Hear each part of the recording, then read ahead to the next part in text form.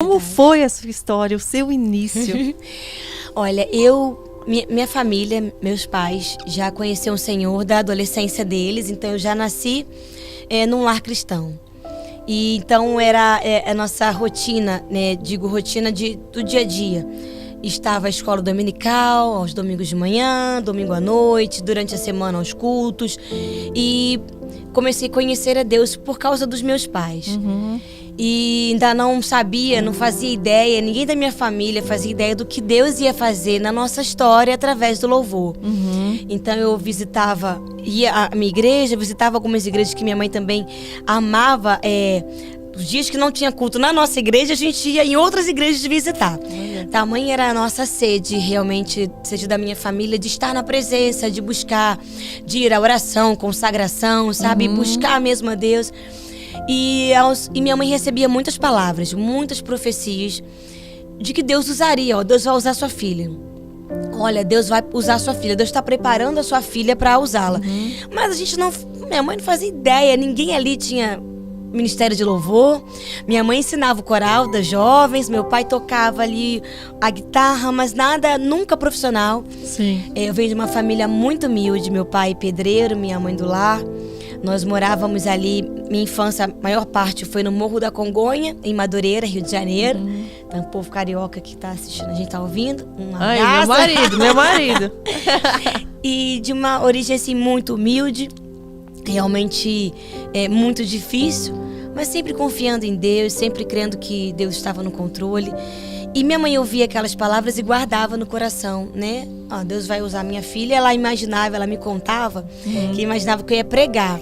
Sim. Ela via as pregadoras e falava assim, minha filha vai pregar. Você já era comunicativa ou você era uma Já. criança mais tímida? Não, engraçado que eu sempre fui tímida em amizade, para fazer amizade. Sim. Para começar, até hoje. Eu chego em algum ambiente, eu fico assim, meio... Oi, e assim... meio pra trás, enquanto eu não recebo uma oportunidade. Depois, já era. Eu vou embora, eu falo e sempre eu tinha uma professora que falava assim, nossa, a Bruna deve ter nascido assim, oi, gente. Porque ela fala mexendo os braços, eu não consigo ser diferente. Então depois que eu chegava nos lugares, que eu recebia a Bruna, canta uma música pra gente. Eu poderia estar assim tímida, mas quando eu começava a falar, e aí já era, eu começava a cantar, então isso me ajudava, fechava os olhinhos, então... E eu cantava na igreja já, com os 4 aninhos, mas toda criança canta, não era uma coisa assim que as pessoas olhavam e diziam assim, não, vai seguir, Deus tem isso pra vida dela, ainda não parecia isso. Aí eu cantava na minha igreja, cantava na escola. Com 6, 7 anos, eu comecei a conhecer Deus melhor. É uma fase que a criança pergunta muito e pergunta das coisas de Deus. E eu me lembro que aos 8 eu fui batizada com o Espírito Santo na minha igreja durante um testemunho. Eu me lembro como se fosse hoje. O filho do meu pastor na época estava voltando das drogas. Ele tinha, se desviado. E Deus tinha resgatado ele de volta. Então foi um mover muito grande na igreja. Quando ele entrou na igreja e ele contou o testemunho que estava sendo restaurado, que Deus estava mudando a história dele. Então a igreja inteira se comoveu, chorou e aquele poder de Deus. E ali eu fui batizada em línguas. E foi ali que eu comecei realmente a conhecer a Deus. Você lembra o que você sentiu nesse momento ou não? Eu lembro de uma alegria invadir meu coração de uma maneira tão grandiosa que eu não tinha sentido isso antes. E ardei meu coração, eu não sabia o que estava sentindo, então eu só fechei os olhos e eu me lembro de começar a falar em outras línguas. Você não estranhou? Assim, estranhei, o que eu tô falando? O que é isso? E eu perguntei à minha mãe, ela estava orando, e eu, o que tá acontecendo? Eu tô falando uns negócios que eu não tô entendendo. E aí ela chorou. E ela, ai, minha filha, você tá sendo batizada. E me abraçou, então foi um mover, e ali começou uma nova caminhada minha, mesmo tão novinha. Realmente a importância, como você está dizendo, cara, de levar as crianças à igreja. Sabe, delas terem... mas eles não estão entendendo. No fundo, eles entendem, sabe?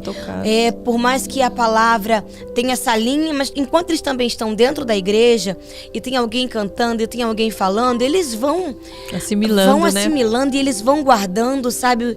Ah, entendi. Então, ela não teve medo por isso. Ah, então foi isso que aconteceu. Então, e muitas vezes estão guardando muito mais que muitos adultos, porque ele tem essa pureza. Sim. E não tem travas emocionais e de vivências que às vezes a gente tem e julga, mas isso eu não concordo. Eles assimilam muito mais fácil, né? E a preocupação deles não existe. Assim, exato. Às vezes a gente entra na igreja com a nossa mente tão preocupada, tão cheia de coisas para resolver, de afazeres, e a gente tá ali para receber e acaba não recebendo, porque a gente está preocupado com o que está acontecendo lá fora. Eles não, eles entram ali com a mente, com o coraçãozinho deles livres para receber o que for, sabe? Da parte de Deus e da parte de ensinos de pessoas, porque eles estão com a cabeça livres. E é assim, como Deus fala na palavra, nós temos que ser como eles.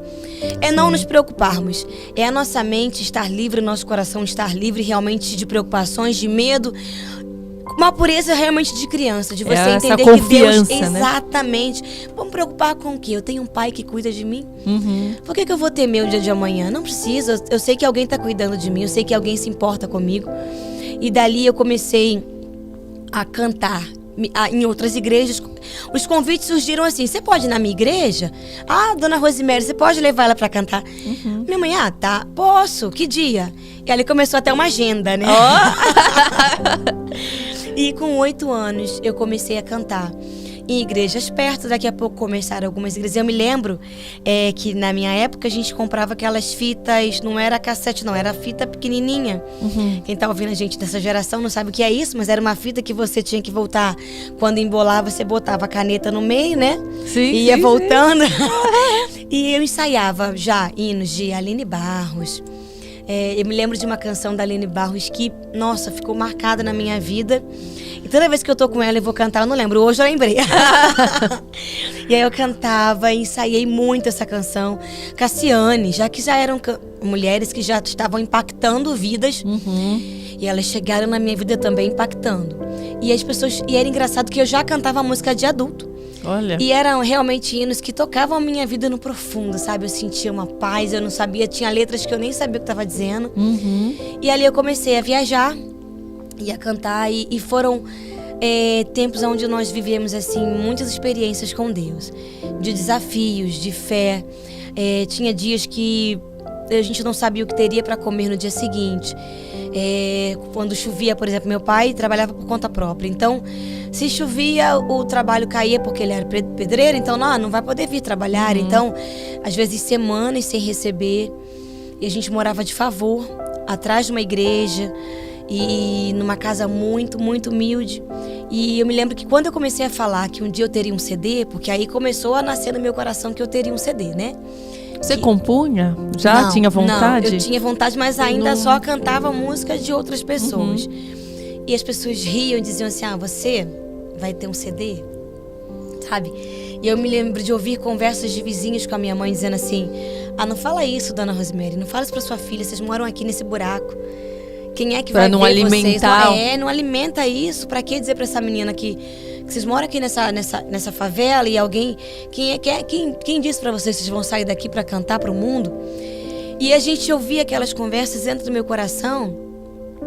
Queria nascer, sabe, uma tristeza. E minha mãe dizia assim: não, ei, quem prometeu foi o Senhor. Então, eu me lembro de ter um exemplo de fé muito grande na minha casa.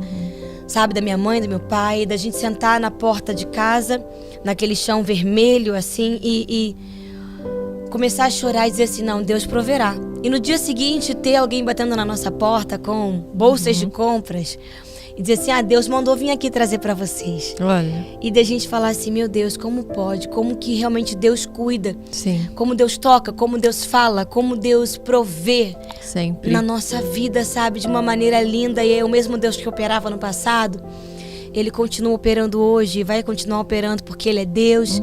Eu me lembro de brinquedos que às vezes eu dizia assim: não tem mais nada aqui de novo para brincar, e de chegar bolsas de doações de brinquedos. Então eu vivi muito assim essa provisão de Deus.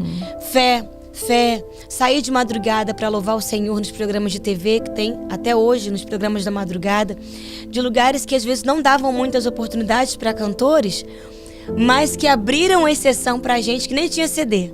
Olha. Sabe? E eu chegava naqueles programas da madrugada e alguém dizia, vi sua filha cantando no programa da madrugada. Então Deus foi abrindo as portas, sabe? Os milagres foram acontecendo e foi muito lindo. Essa é a importância da gente colocar a nossa fé em prática e saber que a fé, né, ela se fortalece nessa constância. Não nos momentos só que a gente precisa, mas a gente permanecer firme e inconstante, né? Verdade. Às vezes a gente não tem exemplos dentro da nossa própria família ou pais que motivem, mas a gente tem uma Bíblia que tem tantos exemplos de vitória ali, que não são histórias de conto de fada, que são histórias reais, né? Temos tantas promessas ali, então a gente deve se apegar a isso. Verdade. E a gente nunca é decepcionado. Nunca. Pode levar um tempinho mais, um tempinho menos para um tempo para o outro, mas a gente nunca será decepcionado. Tudo que Deus faz é perfeito. Tudo que Ele tem para nós é perfeito. Tá cheio de boas novas. O que falta é realmente nós pararmos e desligarmos as notícias e abrirmos a palavra, que está cheia de notícias maravilhosas do céu. E quando a gente começa a ler, a palavra de Deus, ela é tão viva, ela é tão poderosa, que ela vai nos enchendo de uma força. É tão sobrenatural quando nós começamos a mergulhar, que você começa a imaginar já o que você vai viver. E é impressionante quando você fica Eu tenho essa sensação. O povo fala que eu corto as pessoas, que me vem na cabeça, eu tenho que falar. Eu já vi que tem gente falando, você corta muitos convidados. Desculpa, gente, é mais forte do que eu, porque é uma troca aqui. Sim, é verdade. Você falou isso de mergulhar, eu me sinto assim quando eu tô lendo a Bíblia, quando eu tô naquele meu momento de devocional. Parece que eu tô mergulhando, eu tenho essa sensação que eu tô nadando lá dentro, assim, pra onde vai? Eu quero ir mais fundo, mais fundo. E vai enchendo o nosso coração. Ai, como é bom. E aí no meio a gente chora, a gente glorifica, a gente entende e fala, é verdade. Olha, isso é verdade, é assim mesmo. É muito bom. Se as pessoas entendessem como é maravilhoso, e às vezes as pessoas reclamam tanto, murmuram tanto, e eu tô fraco. Mas por que você está fraco? Na maioria das vezes, quando as pessoas estão fracas, é porque elas estão se alimentando de coisas vazias. É igual, eu imagino assim, uma vida me vê que agora um exemplo. Você viveu uma vida onde você abre saquinhos de biscoito de vento, e uma vida onde você se alimenta as refeições por dia perfeitamente. Você senta à mesa e você se alimenta. Então aquela pessoa está sempre forte, ela está sempre bem, ela está sempre com as taxas dela em dia, está sempre saudável, está sempre disposta, porque ela senta e se alimenta da maneira saudável. Mas a outra que está sempre comendo dos saquinhos de biscoito de vento, que está sempre comendo as besteiras, né, que a gente chama assim. Então sempre, não, tô com dor de cabeça, eu tô cansada. E é assim espiritualmente. Se a gente só se alimenta de coisas fracas, de besteiras, vazias, e que não tem como, você vai viver cansado espiritualmente. Qualquer coisa que vem, qualquer problema, você já tá assim, tô desanimado. Você já acorda desanimado, porque você tá precisando de alimento, né? Sim. E às vezes o que eu falo, se a gente ainda não viu nenhum fruto na nossa vida, você falou sobre alimento, que a gente busque inspiração nos frutos de fé de outras pessoas, que são frutos que passaram também pelo seu momento ali de semeadura, para ele poder aparecer. Então, eles estão ali também para nos fortalecer, para nos alimentar, para alimentar a nossa fé. É verdade. Né? Então, às vezes a gente se alimenta de uma pessoa que está falando mal a nosso respeito, que está nos colocando para baixo, nos desmotivando, mas vamos focar para o que é bom, para os bons frutos das outras pessoas, porque assim a gente vai enxergar, nem que sejam os pequenos frutos que a gente já está dando, porque todos nós temos essa possibilidade, essa capacidade, né? Com certeza.